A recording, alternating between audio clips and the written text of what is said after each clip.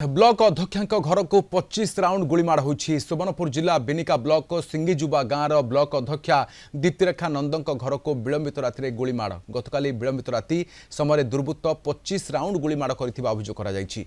घर भितर एवं बाहर थिबा दुईटी कार किछि स्थान रे गुली बाजिथिबा देखिबाकु मिलुछि।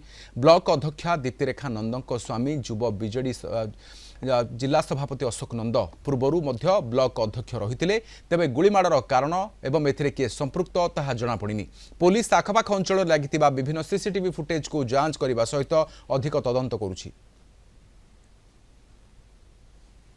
गतकाली राति प्राय 11 ରୁ 11:30 बजे किसी दुर्वृत्त आसले आमर घर मेन गेट के लाद विधा कले। तार संगे संगे बहुत गुड़ाए गुली चालना करिजन, उड़ाकुदा भी करिजन। से किसी समय रहला परे तापर आ गुटे गाड़ी रे हमर सामना रे थिला। आ जने दुकानी नो देवार लगी से बिचरा ई जगह गाड़ी रखी गिरी से तार काम चली दिला।